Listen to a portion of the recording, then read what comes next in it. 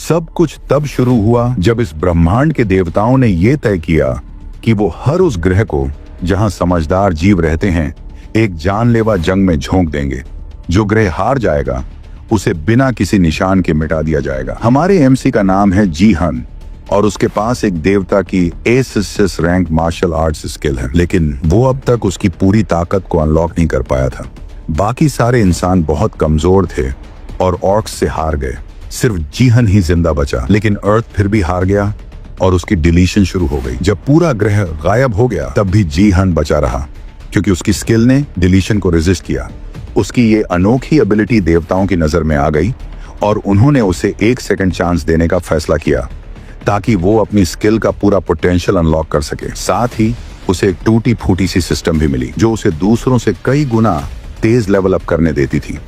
उसे एक achievement store भी मिला जहां वो अपने कमाए हुए पॉइंट्स से अनोखे आइटम्स खरीद सकता था और नई एबिलिटीज पा सकता था। जब जीहान की आंख खुलती है तो सबसे पहले उसे एक टीवी स्क्रीन की मफल्ड आवाजें सुनाई देती हैं। वो धीरे धीरे उठता है और याद करने की कोशिश करता है कि आखिर हुआ क्या था। उसे सिस्टम की आखिरी नोटिफिकेशन याद आती है जिसमें लिखा था कि उसे वापस लीग के पहले एंट्री एरा में भेजा जाएगा। वो अपने आसपास नजर दौड़ाता है और तुरंत पहचान जाता है कि वो कहाँ है।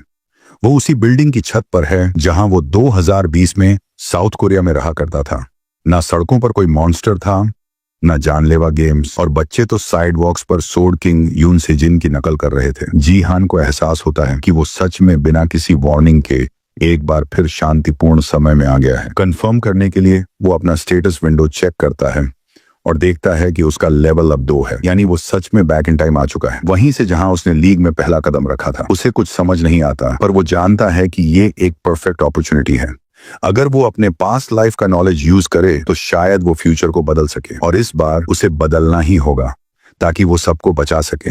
उसे गेम का एंड पता है और अब वो हर चीज को बदल देगा। साल 2020 में कोरिया की एक स्ट्रॉन्ग स्टैंडिंग थी। दुनिया के टॉप प्लेयर्स में 11 सबसे बेहतरीन माने जाते थे और उन 11 में से एक जो तीसरी पोजीशन को डिफेंड करता था वही था सोर्ड किंग यून सेजिन, एक ऐसा शख्स जिसकी स्ट्रेंथ इतनी ज्यादा थी कि वो अकेले ही दर्जनों प्लेयर्स को हरा सकता था। उसी की वजह से कोरिया दुनिया के सबसे स्ट्रॉन्ग देशों में से एक बना रहा। वो कोरिया की प्राइड और ट्रेजर था और Battle.net में उसकी पार्टिसिपेशन ने उसे स्ट्रॉन्गेस्ट वॉरियर बना दिया। उसकी वजह से कोरिया नॉर्थ ईस्ट एशिया में हायर रैंक्स बनाए रखने में कामयाब रहा, कम से कम तब तक जब तक जीहान ने जन्म नहीं लिया था। उसी दिन यून सेजिन ने खुद अनाउंस किया कि वो अब अपना नाम रयू हाई रखेगा और जापानीज सिटीजन बन जाएगा। वो जुलाई 2020 का एक आम दिन होना चाहिए था, लेकिन उस दिन कोरियन Battle.net को अब तक का सबसे बड़ा झटका लगा। जीहन हमेशा उस आदमी का चेहरा देखने से नफरत करता था जिसने प्रैक्टिकली कोरिया को तबाह कर दिया। यून सेजिन के जाने के बाद कोरिया में केओस फैल गया।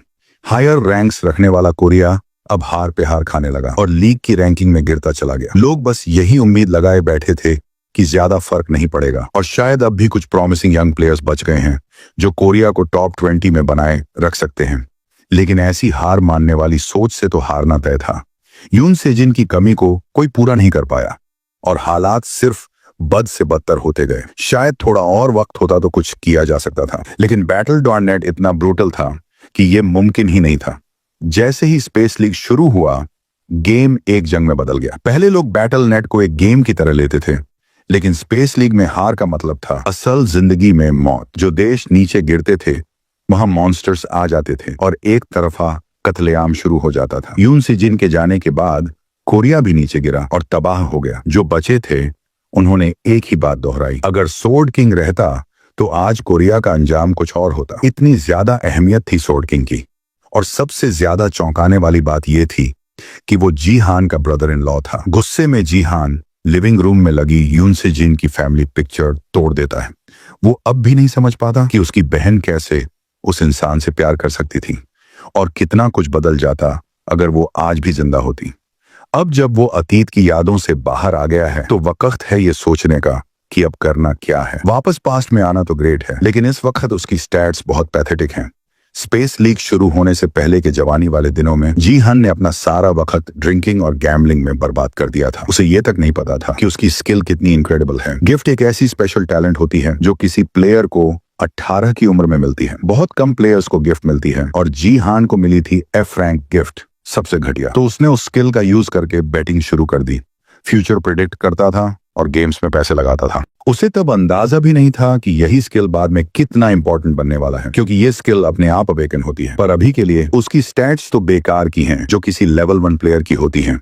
लेकिन ड्रंकन स्टेट में उसने गलती से अल्कोहल समझकर एक एक्सपीरियंस पोटन पी ली और वो लेवल अप कर गया। अजीब बात ये थी कि उसके पास काफी सारे अचीवमेंट पॉइंट्स भी थे, जबकि वो तो लीग ज्वाइन करने से पहले कुछ खास नहीं कर पाया था। तो पॉइंट्स कहां से आए? शायद ये सब रिग्रेशन की वजह से हुआ हो। वो अपनी इन्वेंट्री चेक करता है और कुछ ऐसा दिखता है जो उसकी आंखों को इमीडिएटली अट्रैक्ट करता है। एक अचीवमेंट पॉइंट्स एक्सचेंज कूपन जो उस इंसान के लिए बना था जिसने लास्ट सर्वाइवर होते हुए रिट्राई का ऑप्शन चुना। ये स्पेशली उसके लिए डिजाइन किया गया था और एक एक्स रैंक आइटम था, मतलब बहुत रेयर और पावरफुल। वो उसे तुरंत यूज करता है और अचीवमेंट स्टोर अनलॉक हो जाता है। इस स्टोर में सिर्फ उसी के लिए बनी हुई चीजें मिलती हैं और पॉइंट्स के जरिए इसे अपग्रेड भी किया जा सकता है। जैसे जैसे वो इसे अपग्रेड करेगा, शायद और बेटर ऑप्शंस अनलॉक होंगे। स्टोर में अभी ज्यादा चॉइसेस नहीं हैं, इसलिए वो अपग्रेड करने का निर्णय लेता है। लेवल 2 अपग्रेड कुछ खास नहीं देता, फिर वो लेवल 3 करता है और वो भी बेकार साबित होता है। अब उसके पास सिर्फ 50,000 पॉइंट्स बचे हैं। अगर वो लेवल 4 अपग्रेड करता है तो बस 10,000 बचेंगे। स्टोर लेवल बढ़ाने में हर बार ज्यादा पॉइंट्स लगते हैं, तो अब उसके पास 2 चॉइसेस हैं। एक, जो आइटम्स अभी हैं उन्हें खरीद ले दो, या फिर रिस्क ले और लेवल 4 अपग्रेड कर दे। लेकिन जी हान तो हार्डकोर गैम्बलर है, तो ऑब्वियस है कि वो रिस्क ही लेगा। वो लेवल 4 अपग्रेड कर देता है और जैकपॉट लग जाता है। एक नया आइटम अनलॉक होता है, अर्जेंट रेस्टोरेशन। ये आइटम किसी भी चीज को फॉल्टी से परफेक्ट स्टेट में रिपेयर कर सकता है। यही रीजन है कि वो गैम्बलिंग छोड़ नहीं पाता, बार बार किस्मत चमकती है। अब जब उसके पास एक गॉड टियर एबिलिटी आ गई है, तो अब असली टेस्ट शुरू होगा। वो पेंट हाउस के एक स्पेशल रूम की तरफ बढ़ता है और अपना थंब लगाकर एक खास एरिया अनलॉक करता है। ये रूम है यून सी जिन का प्लेइंग रूम। जी हान ऑलमोस्ट शॉक्ड होता है ये देखकर कि सिस्टम अभी भी उसे फैमिली मेंबर मान रहा है, जबकि असली मालिक अब यहां नहीं है। पर जो भी हो, इतनी बड़ी फ्री गिफ्ट पे भला कोई क्या शिकायत करेगा। वो बैटल नेट कनेक्टर की इन्वेंट्री खोलता है और उसे वही मिल जाता है जिसकी उसे तलाश थी। एक आइटम, डोंगफांग शोज स्पॉइल्ड ब्रश। ये ए रैंक आइटम है और इन्वेंट्री भी इसे यूजलेस बता रही है। लेकिन जी हान के पास अब है अर्जेंट रेस्टोरेशन टूल। उसकी मदद से वो उस टूटी हुई ब्रश को रिपेयर कर देता है और उसे उसी पावरफुल फॉर्म में बदल देता है जिसकी उसे जरूरत थी। अब वो ए रैंक स्पॉइल्ड ब्रश बन चुकी है एक एसएस रैंक आइटम जो मार्शल गॉड से जुड़ी हुई है। लेकिन जी हान अपने इस मास्टरपीस को एडमायर कर भी नहीं पाता कि तभी एक नोटिफिकेशन आ जाता है। गैंगनम ब्रॉन्ज लीग का ट्यूटोरियल शुरू होने वाला है और सिर्फ 10 सेकंड बाकी हैं। उसे तुरंत अरीना में समन किया जाएगा और उसके पास टाइम बिल्कुल नहीं है। वो फौरन अपना स्टेटस विंडो बुलाता है और ब्रश से अपने स्टेट्स को मैनिपुलेट करता है। असल में जो एबिलिटी उसे पहले के टाइमलाइन में दुनिया का नंबर 7 खिलाड़ी बनाने में काम आई थी, वही एबिलिटी उसे आज फिर बचाने वाली है। वो एबिलिटी थी मार्शल पावर, एक ऐसी यूनिक स्टैट जो स्ट्रेंथ, एजिलिटी और एचपी को मिलाकर एक सिंगल फोर्स में बदल देती है। ब्रश पहले इसलिए अबैंडन कर दिया गया था क्योंकि वो टूटा हुआ था, लेकिन अब उसी के जरिए जी हान अपने अवेकनिंग की शुरुआत कर रहा है। जैसे ही काउंटडाउन खत्म होता है, वो फोर्सिबली लॉग इन हो जाता है और बैटल नेट लीग में समन हो जाता है। इस ब्रॉन्ज लीग ट्यूटोरियल का मिशन है सर्वाइवल। 100 प्लेयर्स के साथ वो एक कोलोसियम में डाल दिया जाता है जहां उन्हें मॉन्स्टर्स के खिलाफ सर्वाइव करना है। जब तक आधे प्लेयर्स एलिमिनेट नहीं हो जाते, सर्वाइवल गेम चलता रहेगा और उसके बाद विनर्स डिसाइड होंगे। समन होते ही जी हान अपना स्टेटस चेक करता है और राहत की सांस लेता है। उसने मार्शल पावर सक्सेसफुली हासिल कर ली है और साथ ही उसे 1000 अचीवमेंट पॉइंट्स भी मिलते हैं। ये सिर्फ पहला कदम है उसकी फाइनल गोल की तरफ, नेमलेस डिवाइन आर्ट। लेकिन सिर्फ मार्शल पावर के सहारे ब्रॉन्ज लीग उसके लिए कुछ भी नहीं है। सिस्टम उसे वार्न करता है कि वो बैटल नेट से कनेक्टर के बिना कनेक्टेड है। इसका मतलब है उसे गेम में 100% असली पेन झेलनी होगी। जीहन को याद है कि स्पेस लीग शुरू होने से पहले लोग पेन को कम करने के लिए कनेक्टर्स खरीदते थे। यून सी जिन ने जो कनेक्टर यूज किया था वो एक हाई एंड प्रोडक्ट था जो पेन को 99% तक कम कर देता था। फ्यूचर में जीहन भी ऐसा करने का प्लान बनाता है, लेकिन फिलहाल उसे बिना किसी हेल्प के ही मैनेज करना है। अचीवमेंट मेन्यू खुलता है और रिवील करता है कि उसके पास एक लिमिटेड क्वेस्ट है। उसे इस ट्यूटोरियल में रैंक 1 हासिल करनी है और रिवॉर्ड में उसे फिर से 1000 अचीवमेंट पॉइंट्स मिलेंगे।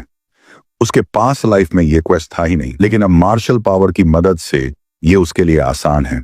गेम शुरू होता है और नोटिफिकेशन मिलते ही कोई अचानक पीछे से जीहन पर तलवार लेकर झपट पड़ता है। वो अटैकर क्लियरली एक न्यूबी को ऑफ गार्ड पकड़कर फ्री किल लेने आया था, लेकिन हैरानी तब होती है जब जीहान सिर्फ 2 उंगलियों से उसका हमला रोक लेता है।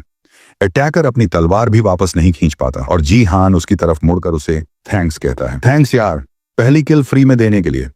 ये वही चीज है जो जीहान को गेम में सबसे मजेदार लगती है, लोगों को बर्बाद करना। Battle.net आने के बाद दुनिया में एक और बड़ा बदलाव आया, गिल्ड्स। गिल्ड्स वो ग्रुप्स हैं जो प्लेयर्स को ट्रेन और मैनेज करते हैं।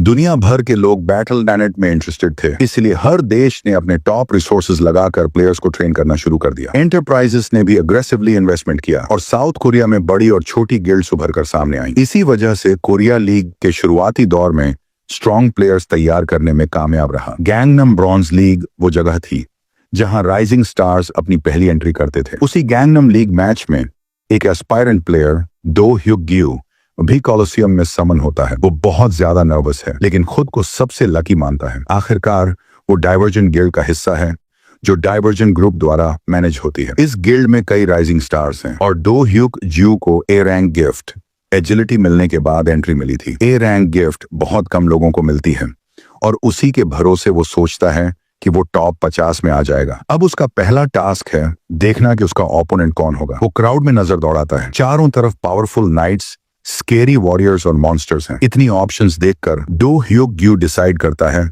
सबको इग्नोर करो, आखिरकार जिंदा रहना ही सबसे जरूरी है। बाकी प्लेयर्स उसे ऐसे देख रहे हैं जैसे उसकी फियर की स्मेल उन्हें आ रही हो। अगर वो पहले ही मूव में एलिमिनेट हो गया तो ये बहुत ही एम्बैरेसिंग होगा। मोस्ट प्लेयर्स यहाँ किसी न किसी मेजर गिल्ड से हैं और उनके पास अच्छे वेपन्स हैं। ब्रॉन्ज लीग जैसा तो लग ही नहीं रहा। तभी उसकी नजर एक ऐसे प्लेयर पर पड़ती है जो बाकियों से बिल्कुल अलग दिखता है। वो लड़का पहने हैं wife beater top, sweat pants और पैरों में कोई जूते तक नहीं, ना वेपन ना आर्मर।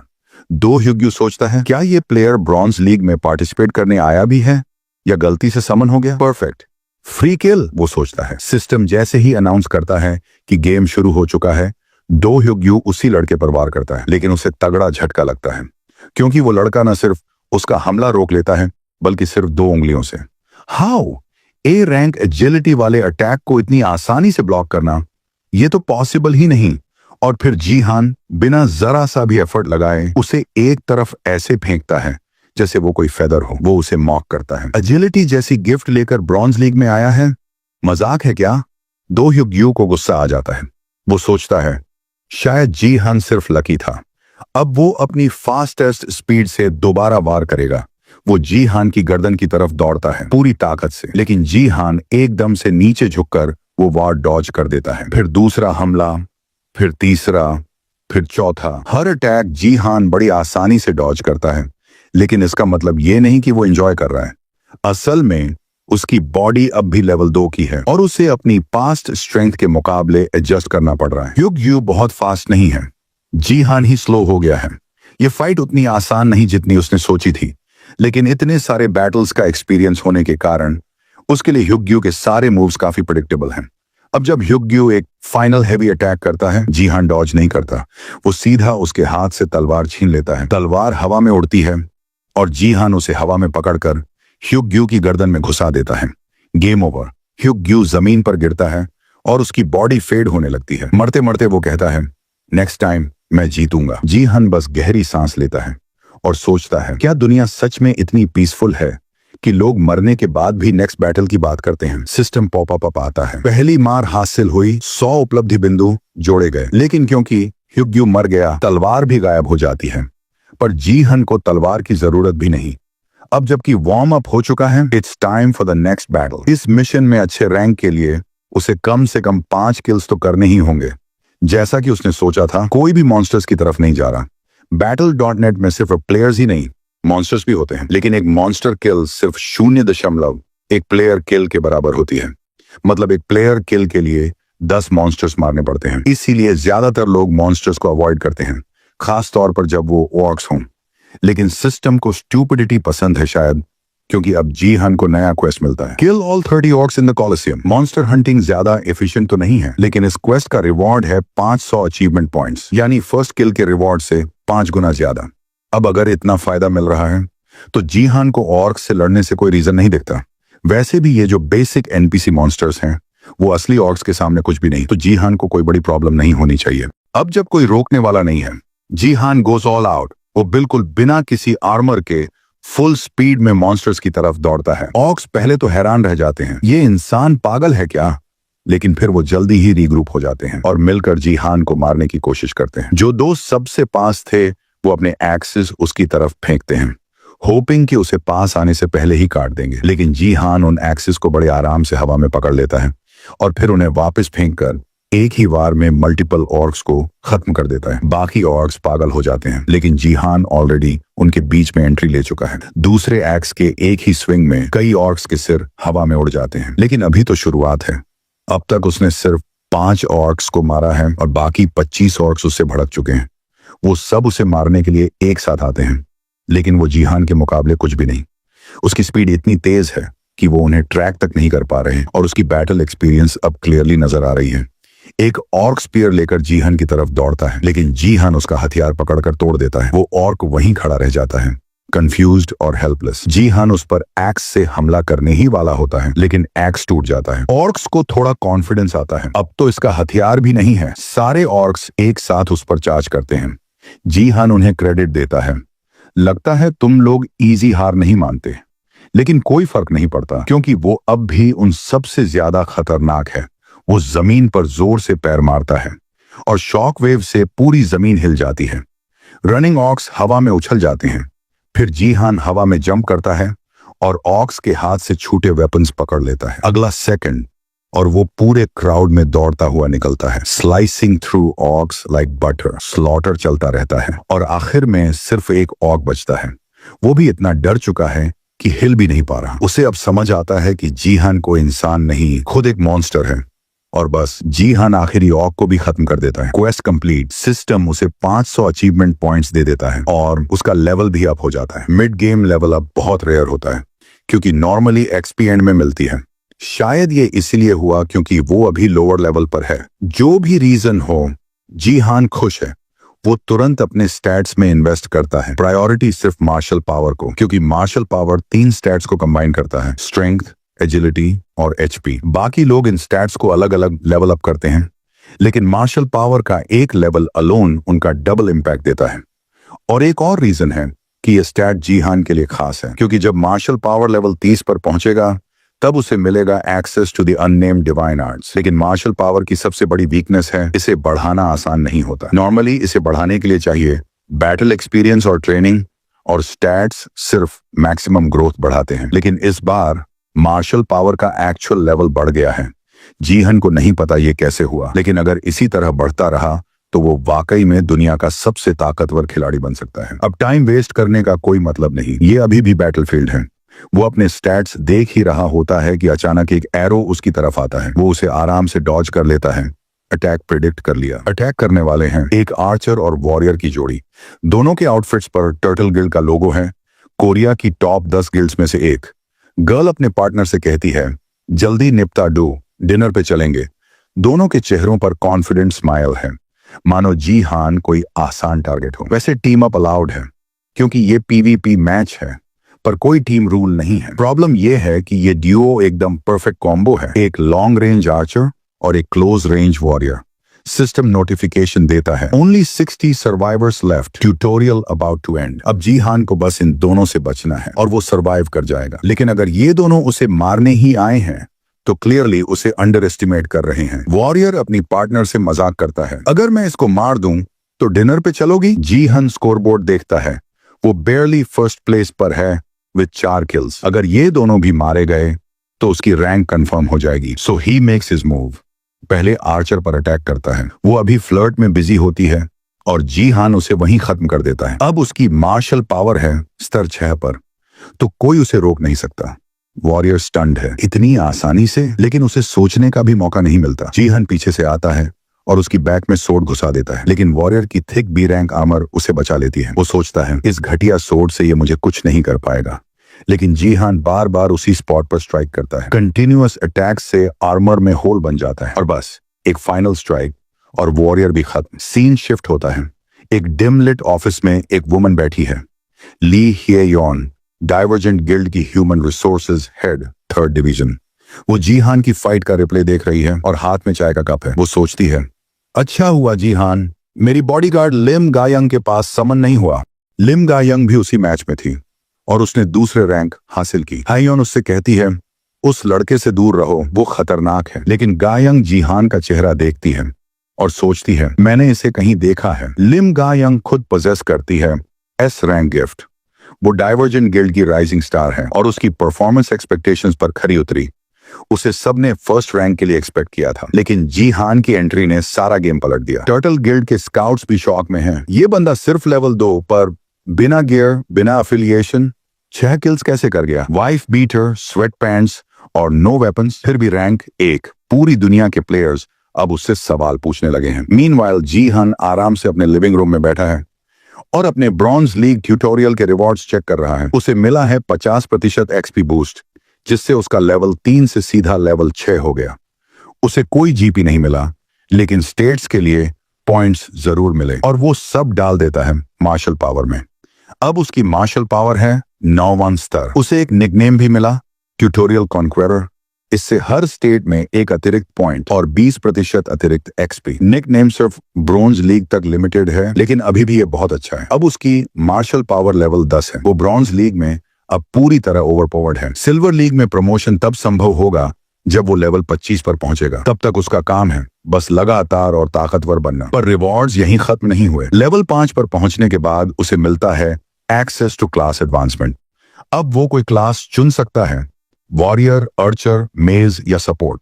लास्ट लाइफ में उसने वॉरियर क्लास ली थी और उसे उसकी पूरी नॉलेज है, लेकिन अचीवमेंट स्टोर में एक ऑप्शन है, बाय एक्स्ट्रा क्लास स्लॉट। अगर वो अभी कोई और क्लास ले ले तो बाद में 10,000 अचीवमेंट पॉइंट्स देकर वॉरियर भी ले सकता है। अब उसे कोई रश नहीं है। वो कामली क्लास मेन्यू देखता है और उसके फिंगर हवर करने लगते हैं और फिर वो अपनी क्लास चुनता है। बाद में उसे फिर से ब्रॉन्ज लीग के गैंगनाम एरिया में समन किया जाता है, इस बार एक नई मिशन के लिए। इस बार की मिशन है डिफेंस और पूरा एरिया हजारों ज़ॉम्बीज से भरा हुआ है जो एक दूसरे के ऊपर चढ़े जा रहे हैं।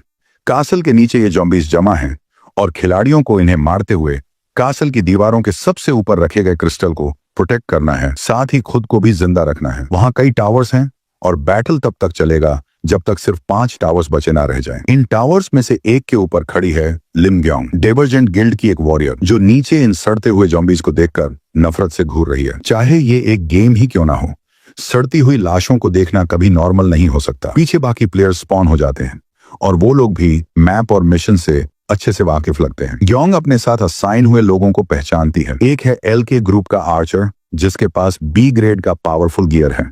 दूसरा है एक मेज, जो किसी गिल्ड से एफिलिएटेड तो नहीं लगता, लेकिन उसकी इक्विपमेंट इंप्रेसिव है और वो इस लेवल के हिसाब से काफी अच्छा दिख रहा है। ये दोनों अच्छे टीममेट्स लगते हैं, लेकिन इस मिशन में सबसे इंपॉर्टेंट होता है सपोर्ट, क्योंकि डिफेंस एक लॉन्ग ड्यूरेशन फाइट है और सपोर्ट ही वो रोल होता है जो पूरी टीम की सर्वाइवल की गारंटी देता है। सपोर्ट को लास्ट में समन किया जाता है और जैसे ही लाइट क्लियर होती है, ग्योंग हैरान रह जाती है जब वो देखती है कि उनकी टीम का सपोर्ट है सेओंग जी हान। और पिछली बार की तरह ही उसका गियर भी काफी यूनिक है, एक सिंपल सा ट्रैक सूट और हाथ में एक मेटल पाइप। वाह, ट्रूली सबसे पावरफुल गियर। इससे 20 मिनट पहले जी हान ने यह डिसाइड किया था कि वो सपोर्ट क्लास चुनेगा।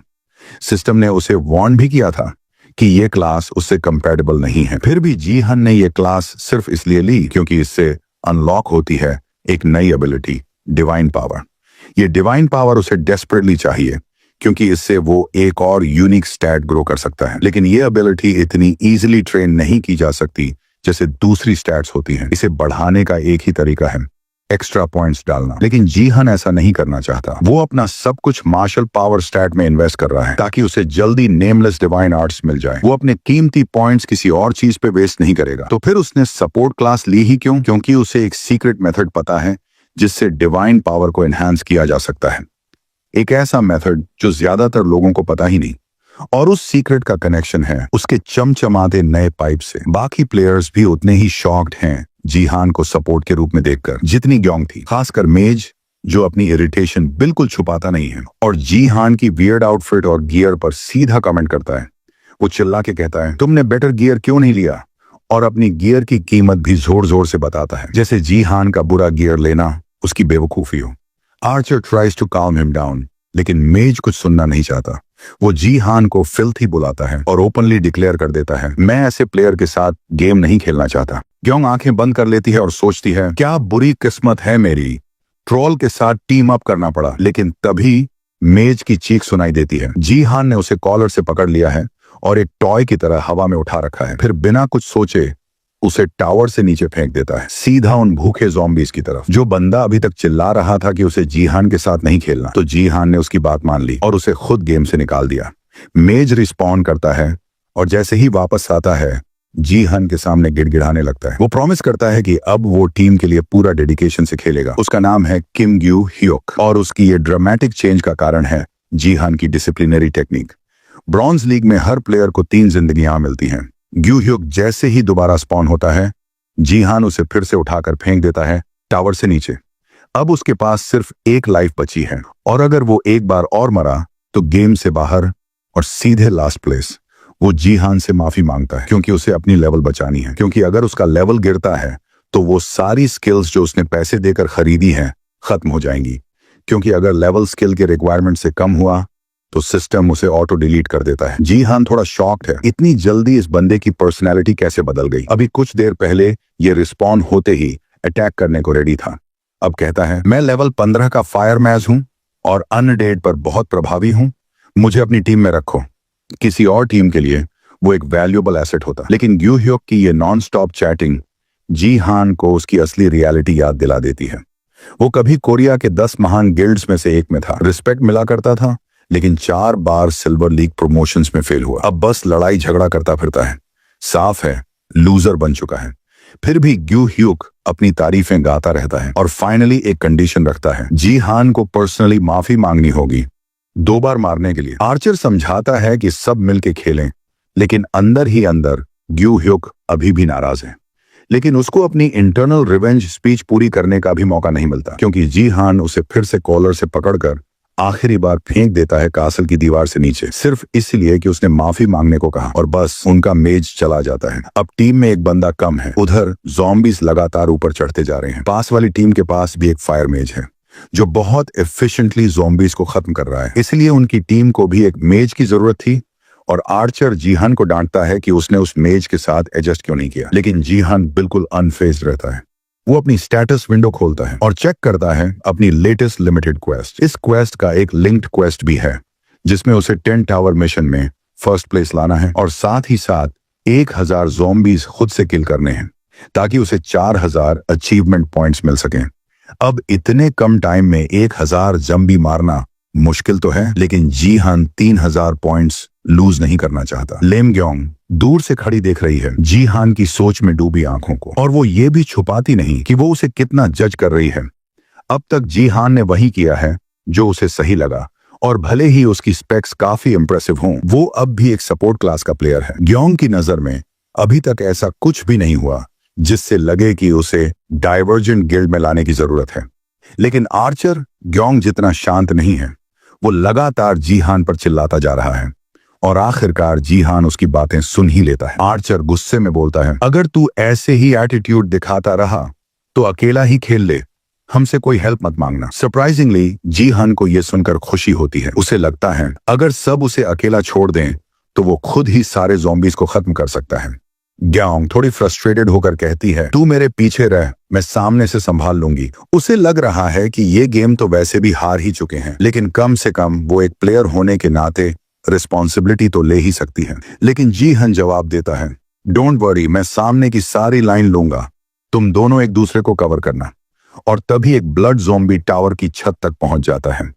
ये ज़ॉम्बी बाकियों से अलग है, ज्यादा तेज और खतरनाक। उसका सिर लिक्विड से बना हुआ है, यानी उस पर फिजिकल अटैक्स काम नहीं करते, मतलब थियोरेटिकली नहीं करते। जीहान के लिए तो रूल्स का कोई मतलब नहीं है। ज़ॉम्बी ऊपर कूदता है, जीहान अपना स्पीयर रेडी करता है और एक क्लीन स्ट्राइक में उसका सिर चकनाचूर कर देता है। ग्योंग नोटिस करती है जलती हुई ज़ॉम्बी फ्लैश के टुकड़ों को देखकर कि जी हान के पास शायद डिवाइन पावर है। और जैसे जैसे और ज़ॉम्बीज टावर की ओर बढ़ते हैं, जी हान स्टाफ से एक एक को मारता जाता है। अब तक वो 100 में से सिर्फ 6 ज़ॉम्बीज ही मारा है। उसे अभी बहुत आगे जाना है, पर वो बिना थके सबको अकेले ही संभाल रहा है। जब वो 2 दर्जन से ज्यादा ज़ॉम्बीज मार देता है, तब उसे एहसास होता है कि ब्लड ज़ॉम्बीज उसके लिए सबसे बड़ी प्रॉब्लम होंगे। उन पर फिजिकल अटैक्स काम नहीं करते, तो जी हान अपने अंदर से थोड़ी सी डिवाइन पावर रिलीज करता है और सब ब्लड ज़ॉम्बीज एक साथ मारे जाते हैं। अब आर्चर की नजर में जी हान की इमेज पूरी तरह बदल चुकी है। अब वो मान चुका है कि जी हान चाहे रूड हो, पर वो सच में प्रो है। ग्योंग इतनी स्टन्ड है कि कुछ कह ही नहीं पाती। वो जी हान को ऑ में देख रही है। जिस तरह से वो डिवाइन पावर को कंट्रोल कर रहा है बिना वेस्ट किए, वो काबिल ए तारीफा है।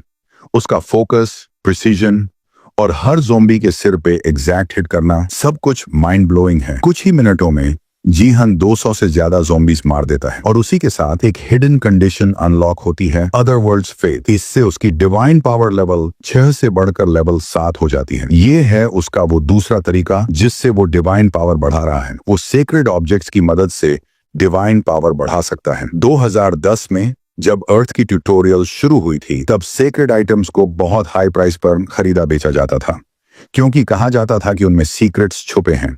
लेकिन 10 साल तक कुछ भी रिवील नहीं हुआ और उनकी वैल्यू गिरती चली गई। अदर वर्ल्डली डिवाइन आइटम्स भी यूजलेस माने गए और ज्यादातर लोगों को तो उनके एग्जिस्टेंस तक का पता नहीं था। पर एक इंसान था जिसे सब पता था, सोफिया, अमेरिकन फर्स्ट की सेंटर्स। उसी ने जी हान को बताया था कि उसने डिवाइन पावर को अदर वर्ल्डली डिवाइन आइटम से कैसे बढ़ाया। ट्यूटोरियल खत्म होने के बाद ये मेथड काम नहीं करता, लेकिन उसी से सोफिया सेंटेस बनी थी। वो आइटम को पकड़कर लंबे समय तक प्रेयर करती थी और फिर उसे डिवाइन पावर मिलती थी। हर डिवाइन आइटम की अपनी यूनिक कंडीशन होती है और ये मेथड बिल्कुल भी इजी नहीं है। ऊपर से ये आइटम्स इतने रेयर होते हैं कि मिलना भी मुश्किल है। इसीलिए सोफिया ने सब डिवाइन आइटम्स पर मोनोपोली बना ली थी। किसी को इस इन्फो का पता नहीं था और उसने इसका पूरा फायदा उठाया। लेकिन एक और प्लेयर था जो constantly other worldly divine items खरीद रहा था, जिसका मतलब है एक और इंसान को यह जानकारी थी। जी हान के रिग्रेशन के बाद उसने अपनी बहन के सोर्ड पैलेस पेंट हाउस वाले रूम में जाकर देखा कि वहां ढेर सारे अदर वर्ल्डली डिवाइन आइटम्स पड़े थे, लेकिन उन सब की डिवाइन पावर ड्रेन हो चुकी थी। यानी वो दूसरा प्लेयर था, उसकी बड़ी बहन स्योंग जिया। वो और सोर्ड किंग यून से जन दोनों ही साउथ कोरिया के बेस्ट वॉरियर्स थे और जिया थी साउथ कोरिया की सबसे बेस्ट सपोर्ट, एक हीरो। उसकी मौत की कहानी बिल्कुल अलग है, लेकिन फिलहाल जी हान को एक स्टील पोल मिलता है जो अब ई रैंक से गिरकर एफ रैंक बन चुका है। आइटम की डिस्क्रिप्शन कहती है परफेक्ट फॉर ज़ॉम्बी स्कल्स तोड़ने के लिए। अब इसमें डिवाइन पावर तो नहीं बची, लेकिन ये अब भी स्ट्रांग है, यानी टफ वेपन है। ग्योंग अब भी उसके फिजिक और कंट्रोल को देखकर हैरान है। आर्चर एक और टावर के गिरने की नोटिस करता है, लेकिन एक्साइटमेंट में उसे पता ही नहीं चलता कि एक ज़ॉम्बी उसकी तरफ चुपके से आ रहा है। ग्योंग फौरन अपनी तलवार निकालती है और ज़ॉम्बी को काट गिराती है। उसके स्टैंस और तलवार चलाने के तरीके से जी हान तुरंत पहचान जाता है, वो है प्लम ब्लॉसम सोर्ड लिम ग्योंग। वो फेमस थी इंटरिम सोर्ड किंग बनने के लिए, लेकिन जी हान की पिछली जिंदगी में उसका एंड बहुत अच्छा नहीं हुआ। सोर्ड किंग रियू हाई के हाथों उसकी मौत हो गई थी। मतलब इस नए जीवन में जी हान ने बहुत इंपॉर्टेंट बंदे से जल्दी मुलाकात कर ली है। अब ग्योंग जी हान से कहती है, क्या मैं तुम्हारे साथ मिलकर फाइट कर सकती हूँ?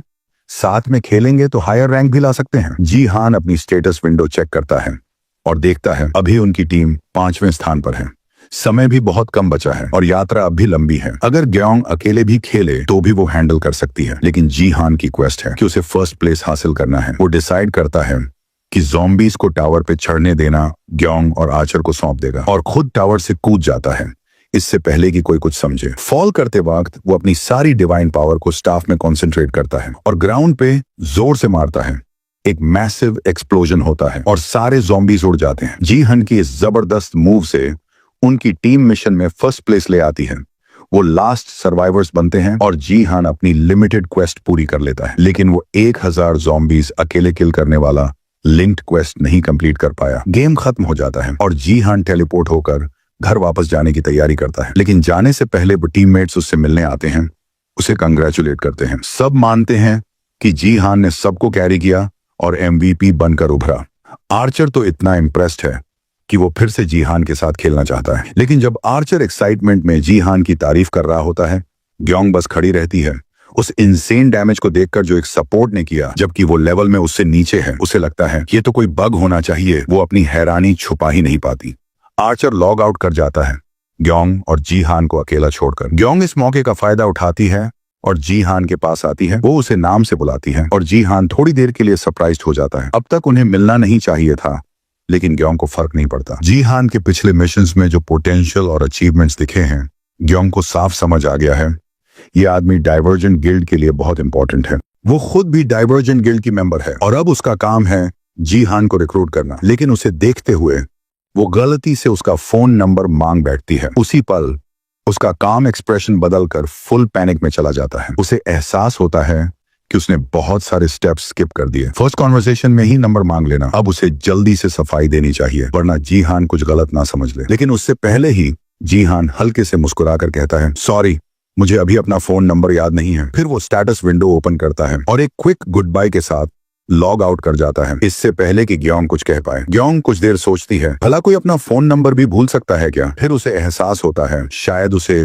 अभी अभी रिजेक्ट कर दिया गया है। दूसरी तरफ असल दुनिया में जीहान सच में अपना पुराना नंबर भूल चुका है। अपनी पिछली जिंदगी में वो मोस्टली अमेरिकन नंबर यूज करता था और अब जब उसने दोबारा जन्म लिया है तो उसे अपना कोरियन नंबर याद रखने का टाइम ही नहीं मिला। अब वो दूसरों से ये तो पूछ नहीं सकता कि उसका खुद का नंबर क्या है, इसलिए वो फिलहाल ये सब थॉट्स पॉज कर देता है। अब ज्यादा इंपॉर्टेंट बात ये है, उसे रिक्रूट किया जा रहा है। लगता है उसने हाल फिलहाल में जितना शो ऑफ किया है उसकी वजह से वो काफी ज्यादा अटेंशन ग्रैब कर चुका है। अब सोचता है उसे शायद उसका नंबर मांग लेना चाहिए था, पर फिलहाल मेरा फोकस किसी गिल्ड में ज्वाइन करने पर नहीं है। अभी उसका असली मकसद है क्वेस्ट से मैक्सिमम रिवॉर्ड्स हासिल करना। लेवल 2 बढ़ गया है और 1500 ग्राम प्रोटीन भी मिल गए, पर उससे होली आइटम्स नहीं खरीदे जा सकते। हाँ, डिवाइन आइटम्स की प्राइस इस टाइम में सस्ती है, पर फिर भी उसके लिए वो बहुत महंगे हैं। तो फिलहाल उसे वापस घर जाकर अपनी बहन के स्टोरेज को फिर से खंगालना होगा। घर पहुंचते ही वो देखता है कि दरवाजे के पास किसी और की शूज रखी हैं। उसका दिमाग एकदम क्लियर हो जाता है और शॉक में उसका बैग हाथ से गिर जाता है। हर इंसान की जिंदगी में कुछ रिग्रेट्स होते हैं और जीहान के लिए उसका सबसे बड़ा रिग्रेट ये है कि वो अपनी भांजी सीआ को बचा नहीं पाया। बहुत कुछ था जो वो उसे दोबारा मिलकर कहना चाहता था। उसे याद है कितनी स्ट्रांग थी वो, यहाँ तक कि उसने खुद कहा था, मैं आपको प्रोटेक्ट करूंगी अंकल। और अब वो फिर से उसके सामने खड़ी है जैसे कुछ हुआ ही नहीं, अलाइव एंड वेल। सबसे ऊपर जीहान उसे ये एक बात फिर से कहना चाहता था, मैंने तुम्हें बहुत मिस किया है। यून सेआ अब 18 साल की हो चुकी है। वो यून से जिन और जीहान की बड़ी बहन की बेटी है। रिग्रेशन के वक्त वो घर पे नहीं थी क्योंकि वो जेजू में रह रही थी, लेकिन ऑब्वियस रीजंस की वजह से सबसे पहले वही अकेली बच निकली थी। जब उसकी माँ घर चलाने में बिजी थी, सिया की केयर जीहान ही करता था। अब उसकी माँ नहीं रही और उसका बाप एक दिन अचानक जापान डिफेक्ट कर गया, अपना नाम तक बदल लिया। अब उनके पास बस एक दूसरे का सहारा बचा है। आज इस जिंदगी में जीहान के लिए सिया ही सबसे इंपॉर्टेंट इंसान है।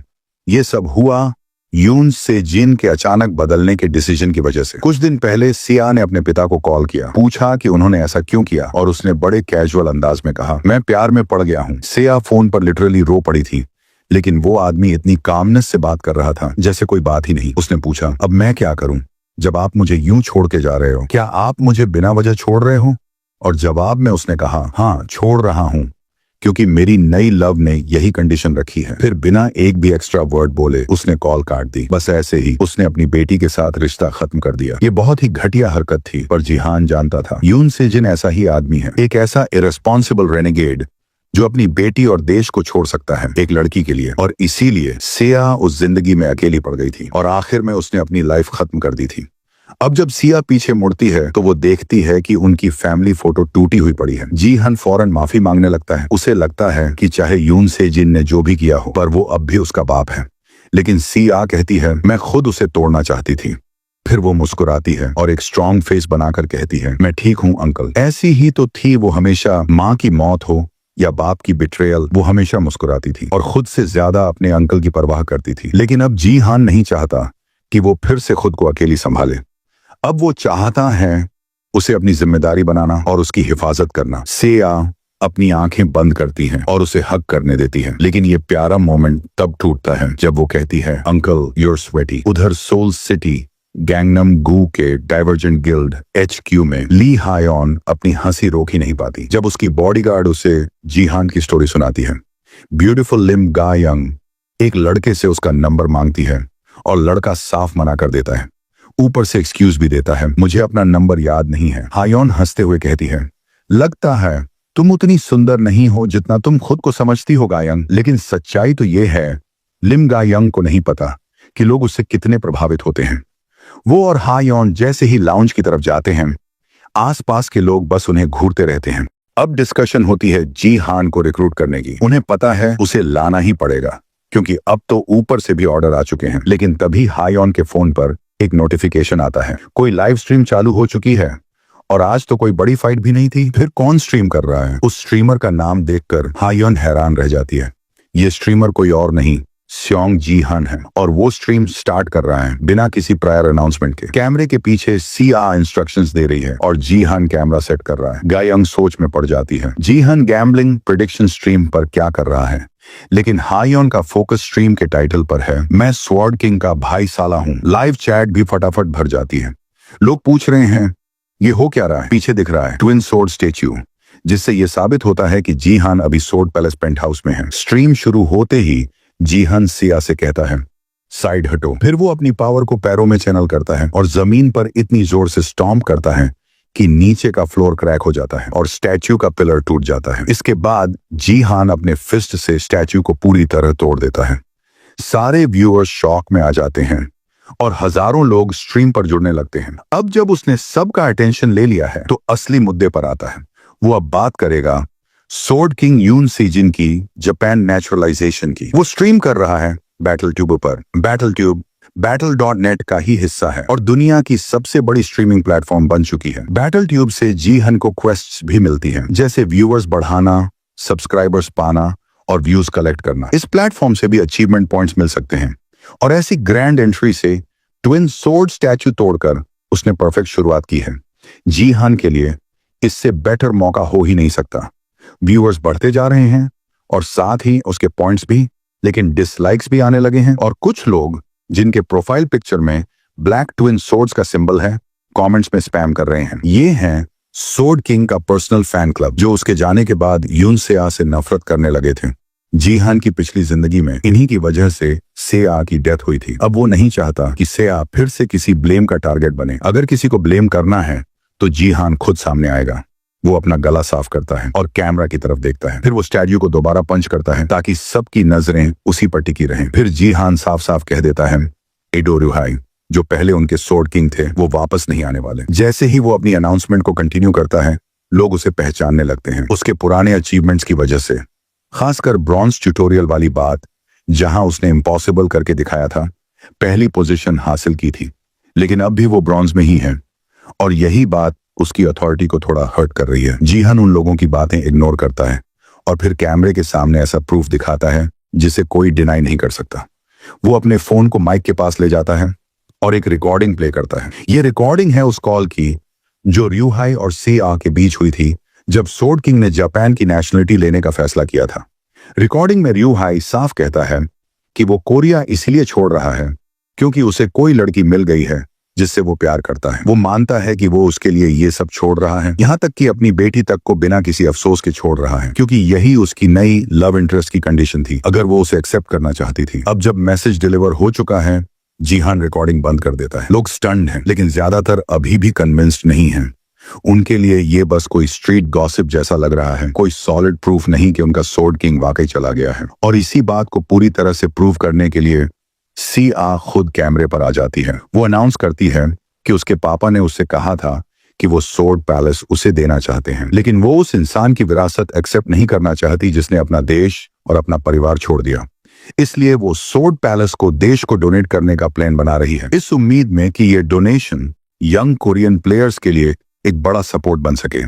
जैसे ही वो अपना अनाउंसमेंट कंप्लीट करती है, जी हान के चेहरे पर एक सटल स्माइल आ जाती है, क्योंकि सब कुछ ठीक वैसे ही हो रहा है जैसा उसने प्लान किया था। आधे घंटे पहले जी हान ने सिया से कहा था कि वो इस घर को डोनेट करना चाहता है और जाहिर सी बात है सिया है पूरी तरह कंफ्यूज थी।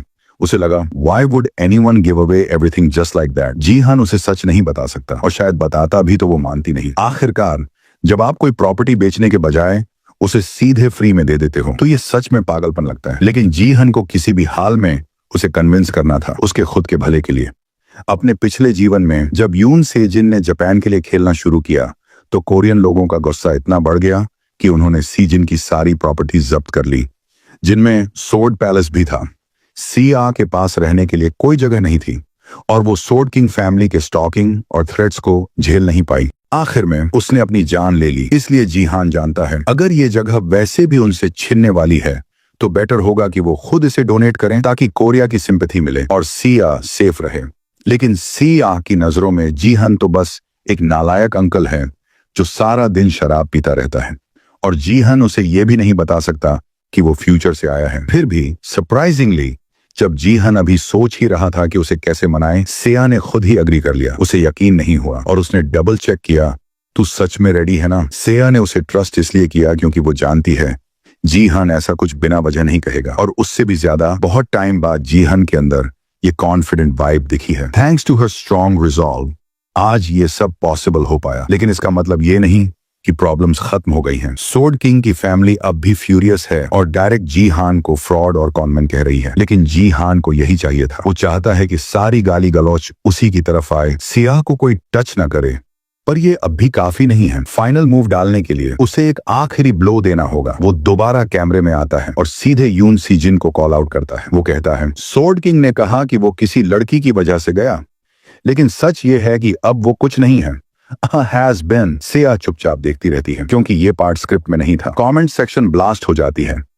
कुछ लोग डिसबिलीफ में हैं और कुछ बस हंस रहे हैं जीहान की बोल्डनेस पर। जीहान प्रोवोक करता रहता है, ये कहते हुए कि सीजिन को पता था कि वो कोरिया में टिक नहीं पाएगा, इसलिए भाग गया। यहाँ तक कि गायंग और हेयोन भी चिल्ला उठती हैं उसकी बातें सुनकर। फिर जीहान आखिरी पंच डालता है, जापान में आराम से रहो सीजिन, बहुत जल्द हम मिलेंगे और मैं तुझे तोड़ दूंगा। स्ट्रीम वहीं खत्म होती है और दोनों घर के अंदर वापस चले जाते हैं। सीआ जीहान से कन्फ्रंट करती है, तूने क्या बोल दिया है ऑन कैमरा? पूरा इंटरनेट फट गया है। कोरिया और जापान दोनों में हंगामा मचा हुआ है। लेकिन जीहान बिल्कुल भी परेशान नहीं है। वो सिया से कहता है टेंशन मत ले, जो हो रहा है उसे इग्नोर कर ताकि स्ट्रेस ना हो। सिया अब नोटिस करती है कि जीहान में कुछ बदल गया है, जैसे वो कोई दूसरा इंसान बन गया हो। और ये सरप्राइज वाली बात नहीं है। आखिरकार कोई इंसान मरने और टाइम ट्रैवल करने के बाद सेम कैसे रह सकता है? वो उससे पूछता है, क्या तू मुझे सच में बस एक फ्रीलोडर मानती थी जो बस दारू पीता है पूरे दिन? सेया कोशिश करती है अपनी बात बदलने की, लेकिन सच्चाई तो यही है कि पहले वो उसे ऐसा ही देखती थी। इसी बीच डोरबेल बजती है और जीहान पहले से जानता है कि कौन आया है। बस इतना जल्दी एक्सपेक्ट नहीं किया था। अब जब सब कुछ शुरू हो चुका है उसे पैसों की भी जरूरत है। मीनवाइल इन टोक्यो यून सेजिन न्यूज देख रहा है अपनी नई पार्टनर के साथ। न्यूज में बताया जा रहा है कि कोरिया और जापान के रिलेशंस और भी खराब हो सकते हैं क्योंकि सीजिन ने जापान की नेशनैलिटी ले ली है। अब जीहान ने भी पब्लिकली उसे चैलेंज कर दिया है, तो हालत और बिगड़ सकती है। अब बस देखना यह है कि सोर्ड किंग कैसे रिएक्ट करता है। ऐसा कहा जा सकता है जीहान अब कोरिया के गुस्से का सिंबल बन चुका है। तभी बगल में सोई हुई लड़की उठती है और सीजिन ब्रॉडकास्ट बंद कर देता है, कहीं वो जाग ना जाए। लेकिन वो कहती है मुझे अब नींद की जरूरत नहीं, मैं तेरे लिए वरीड हूँ, तुझे जो झेलना पड़ेगा। सीजिन उसे रोकता है और कहता है अब मुझे सीजिन मत बुलाओ, अब मैं तुम्हारा नाम ले चुका हूँ और वही मेरी आइडेंटिटी है। उस लड़की शिजुरू उसे गले लगाती है और कहती है तू अब भी यून सेजिन है, कोरिया का नंबर 1 प्लेयर, और ये सच्चाई कभी नहीं बदलेगी। लेकिन उसके वर्ड्स में कुछ अलग पावर है, जैसे उसकी बातों में कोई चार्म हो। वो उसे किस करती है और सॉफ्टली विस्पर करती है यूर स्टिल माइन यून सेजिन। बैक विद जीहान वो दरवाजा खोलता है और सामने खड़ा होता है एक आदमी जिसका इंतजार वो कर रहा था। ये आदमी है पार्क यूनसिक, साउथ कोरिया की Battle.net डिपार्टमेंट का मैनेजर। पिछले जीवन में जब सीजिन जापान चला गया था तो गवर्नमेंट ने जीहान से नाता तोड़ लिया था, लेकिन इस आदमी ने तब भी सीए और जीहान को सपोर्ट किया था। अब जब पूरा स्टेज तैयार है, जीहान को अब अपने कार्ड्स खेलने हैं। तीनों बैठते हैं और यूनसिक सीधे मुद्दे पर आता है। उसे पता है कि सोर्ड किंग वापस नहीं आएगा और गवर्नमेंट को भी ये मालूम है, लेकिन वो चाहते हैं कि आम जनता को ये बात पता ना चले, एटलीस्ट जब तक कोरिया वर्सेस जापान मैच ना हो जाए। जीहान सब समझ गया है और कहता है बात घुमा के मत बोलो यूनसिक, सीधे पॉइंट पे आओ। असल में जो सरकार सच में चाहती है वो ये है कि जीहान अपनी सोर्ड पैलेस की डोनेशन वापस ले ले, क्योंकि अगर गवर्नमेंट इस डोनेशन को ऑफिशियली एक्सेप्ट कर लेती है तो इसका मतलब होगा कि वो ये मान चुकी है कि सोर्ड किंग अब कभी वापस नहीं आएगा। जीहान की बात सुनकर यूनसिक हैरान रह जाता है। इतनी जल्दी उसने बात की जड़ तक कैसे पहुंच ली? वो अंदर ही अंदर मानने लगता है कि जीहान अब पहले जैसा नहीं रहा, वो सच में एक नया इंसान बन चुका है। आखिरकार पहले वाला जीहान तो बस एक बेरोजगार शराबी था जो सारा दिन जुए में डूबा रहता था। थोड़ा शॉक्ड होने के बाद भी यूनसेक उसकी बात कंफर्म करता है, लेकिन साथ ही वो कहता है कि सरकार ने अभी पूरी तरह से स्वॉर्ड किंग की वापसी की उम्मीद नहीं छोड़ी है, इसलिए पैलेस को पूरी तरह से डोनेट करने के बजाय गवर्नमेंट एक को साइंड मैनेजमेंट प्लान प्रपोज कर रही है। इसका मतलब ओनरशिप किसी और के नाम पर हो जाएगी, लेकिन डिसीजंस दोनों मिलकर लेंगे। इससे वो इस पॉसिबिलिटी को ओपन रख सकते हैं कि अगर स्वॉर्ड किंग कभी वापस आया तो भी सब कुछ मैनेजेबल रहेगा। सरकार ये भी चाहती है कि जीहान और सीआ उसी स्वॉर्ड पैलेस में रहना कंटिन्यू करें, जिससे दोनों पार्टीज को बेनिफिट हो। यूनसेक एक डॉक्यूमेंट उनकी तरफ स्लाइड करता है जिसमें इस अग्रीमेंट के पूरे डिटेल्स लिखे होते हैं। वो दोनों से कहता है कि इसे ध्यान से पढ़ो और अच्छे से सोच लो। ऐसा लग रहा है कि सरकार ने सच में बहुत सोच समझकर ये प्लान बनाया है। जीहान तो बस पैलेस देने ही वाला था, लेकिन अगर गवर्नमेंट ये लेवल की फ्लेक्सिबिलिटी दिखा रही है तो ये उसके लिए और भी बेहतर है। लेकिन बदले में जीहान को भी उनसे एक छोटा सा फेवर चाहिए। कुछ समय बीत जाता है और अब Battle.net का एक नया मैच शुरू होने वाला है। एक स्ट्रीमर जिसका नाम है द गोल्डन लाइट अपनी स्ट्रीम शुरू करता है। जैसे ही स्ट्रीम ऑन होती है, व्यूअर्स झुंड में बैटल ट्यूब पर आ जाते हैं उसे देखने के लिए। गोल्डन लाइट बड़े एटीट्यूड से कोलोसियम की स्टेच्यू पर खड़ा होता है और अपने व्यूअर्स का स्वागत करता है। नीचे प्लेयर्स मैच में स्पॉन होने लगते हैं और गोल्डन लाइट भी नीचे कूदकर क्राउड में शामिल हो जाता है, व्यूअर्स को एंटरटेन करता हुआ। कोई उसकी स्ट्रीम पर डोनेशन भेजता है और कहता है इन ब्रॉन्ज प्लेयर्स को सबक सिखा दो। बाकी प्लेयर्स इरिटेशन में उसे देख रहे हैं क्योंकि जहां उसके व्यूअर्स उसे एंजॉय कर रहे हैं, वहीं इन प्लेयर्स को पता है कि उस मुस्कुराते चेहरे के पीछे कितनी घिनौनी सोच छुपी है। गोल्डन लाइट फेमस हुआ है अपने चार्मिंग लुक्स और एनर्जी की वजह से, लेकिन वो उतना ही बदनाम है एक ट्रोल की तरह। वो पहले एक रिस्पेक्टेड गोल्ड लीग का प्लेयर था, लेकिन कंटेंट के लिए उसने खुद को ब्रॉन्ज तक गिरा लिया। इसे वो डीप सी ट्रैवलिंग कहता है। उसे गेम की रिस्पेक्ट से कोई मतलब नहीं, उसे बस मजे चाहिए, और इसी वजह से वो ट्रोलिंग का किंग बन चुका है। हालांकि वो अब ब्रॉन्ज में है, लेकिन उसके पास अब भी गोल्ड लेवल की इक्विपमेंट और स्टैट्स हैं, और अब वो ब्रॉन्ज प्लेयर्स को हैरास करने और किल करने के लिए जाना जाता है। अब जब वो आ चुका है और उसके फैंस उसे देखने को एक्साइटेड हैं, तो अब उसकी बारी है अपना पहला शिकार ढूंढने की। वो क्राउड को स्कैन करता है और उसकी नजर आखिरकार जीहान पर टिक जाती है। बिना देर किए गोल्डन लाइट माइक हाथ में लेकर दौड़ पड़ता है जीहान की तरफ, एक इंटरव्यू के बहाने उस इंसान से जो आजकल पूरे इंटरनेट पर छाया हुआ है। अब तक जीहान के कई निकनेम्स पड़ चुके हैं और लोग उसकी तरफ अटेंशन बरसाए जा रहे हैं। दूसरी तरफ जॉन कंफ्यूज्ड है, ये चमकता लड़का है कौन? उसके टोन से साफ है ये बैटल ट्यूब स्ट्रीमर है, और जीहान को उसके जैसा लाउड लोग बिल्कुल पसंद नहीं। लेकिन तभी जीहान को याद आता है कि अभी भी बैटल ट्यूब के कई अचीवमेंट्स उसने अनलॉक नहीं किए, तो अब जब मौका मिल ही गया है तो क्यों ना खुद की स्ट्रीम शुरू की जाए। जीहान उस चमकदार लड़के को पूरी तरह इग्नोर करता है और अपनी बैटल ट्यूब विंडो समन करके अपना स्ट्रीम चालू कर देता है। गोल्डन लाइट के व्यूअर्स जीहान के ऊपर स्ट्रीम का ऑन एयर मार्क देखते हैं और समझ जाते हैं कि हमारा एमसी भी अब स्ट्रीम कर रहा है। धीरे धीरे लोग गोल्डन लाइट की स्ट्रीम छोड़कर जीहान की स्ट्रीम पर चले जाते हैं। गोल्डन लाइट डर से कांप उठता है क्योंकि उसने अनजाने में जीहान को फ्री में प्रमोट कर दिया। अब हालत को संभालने के लिए उसे कोई नया तरीका ढूंढना होगा। तभी उसे एक नोटिफिकेशन मिलता है एक sword king obsessed user name से। मैसेज आता है, स्योंग जीहान को मारो और उसे लास्ट प्लेस पर पहुंचाओ। अचीवमेंट की रिवॉर्ड है 2000 ग्राम प्रूफ। 1 ग्राम प्रूफ मतलब लगभग 1001 रुपए, यानी ये एक 20 लाख रुपए का टास्क है। और इस डोनेशन की शुरुआत करने वाले कोई और नहीं बल्कि स्वॉर्ड किंग की फैमिली के मेंबर्स हैं। जब गोल्डन लाइट डायरेक्ट रिप्लाई नहीं करता तो बाकी फैमिली मेंबर्स और भी पैसे डालने लगते हैं।